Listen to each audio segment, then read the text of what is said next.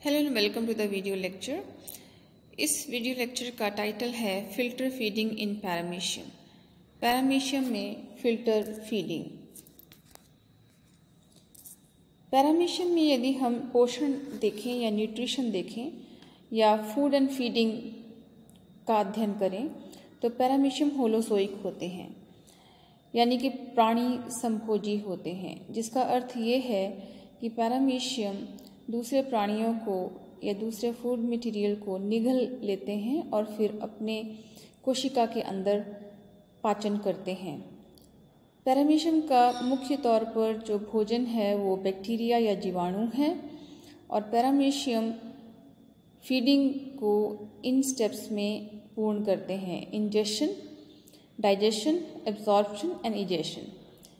Paramecium ingestion जो है वो फिल्टर फीडिंग के द्वारा लेता है और फिल्टर फीडिंग के लिए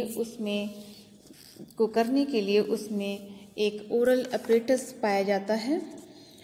पैरामीशियम के वेंट्रल पोस्टीरियर रीजन के ऊपर एक मुख खांच पाई जाती है, जिसके ऊपर सीलिया की एक विशिष्ट प्रकार की अरेंजमेंट पाई जाती है। ये वेस्टिब्यूली या मुख खांच जो है वो मुख गुहिका में या बकल कैविटी में खुलते हैं, जो साइटोस्टोम से होती हुई एक छिद्र से होती हुई साइटोफैरिंक्स में खुलती है और फिर साइटोफैरिंक्स या कोशिका ग्रसनी जो है वो अगले सिरे निचले सिरे पर एक खाद्यधानी या फूड वैक्यूल बनाती है। तो ये सारा स्ट्रक्चर जो है वो सीलिया की प्रॉपर एक विशिष्ट प्रकार की अरेंजमेंट से होता है और ये जो फीडिंग है उसमें भी सीलिया मदद करते हैं। इसीलिए इसकी फीडिंग को हम सीलियरी फीडिंग भी कहते हैं।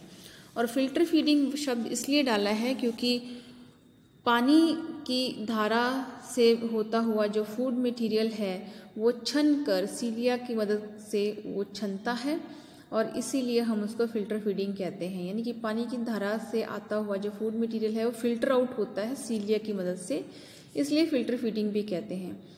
पैरामीशियम में सिलेक्टिव फीडिंग पाई जाती है क्योंकि सारे जितने भी प्रकार के भोजन के कण आते हैं, पैरामीशियम केवल छोटे कणों को जो है वो सिलेक्टिवली अंदर लेता है, इंजेक्शन करता है और बड़े बड़े कणों को जो है वो रिजेक्ट कर देता है, इसलिए हम इसकी फीडिंग को सिलेक्टिव फीडिंग भी कहते हैं। तो तीन शब्दावली हम इस्तेमाल करते हैं, 3 वोकैबुलरी हम इस्तेमाल करते हैं इसकी फीडिंग में। नंबर 1 फिल्टर फीडिंग, क्योंकि फूड जो है वो फिल्टर आउट होता है। नंबर 2 सीलियरी फीडिंग, क्योंकि फीडिंग जो है वो सीलिया की मदद से होती है, इसलिए सीलियरी फीडिंग कहते हैं। एंड नंबर 3 हम सिलेक्टिव फीडिंग कहते हैं, क्योंकि जो भोजन के कण हैं वो छोटे छोटे कण जो हैं वो सिलेक्टिव होकर पैरामीशियम अपने अंदर जो है वो लेता है।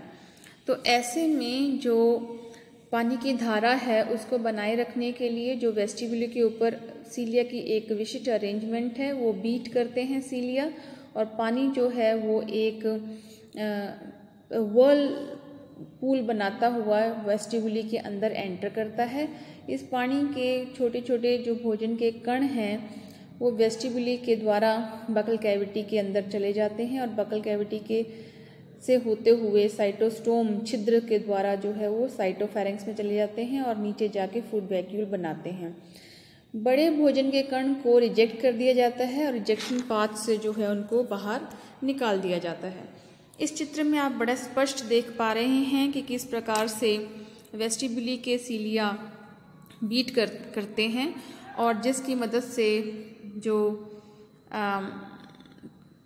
पानी की धारा से जो फूड मटेरियल है वो अंदर की ओर वेस्टिब्यूल के अंदर आ रहा है और छोटे कण जो हैं वो बकल कैविटी से होते हुए साइटोस्टोम से होते हुए साइटोफैरिंक्स से आगे चल के फूड वैक्यूल बनाते हैं और जो बड़े कण हैं वो रिजेक्शन पार्ट से जो है वो बाहर निकल जाते हैं।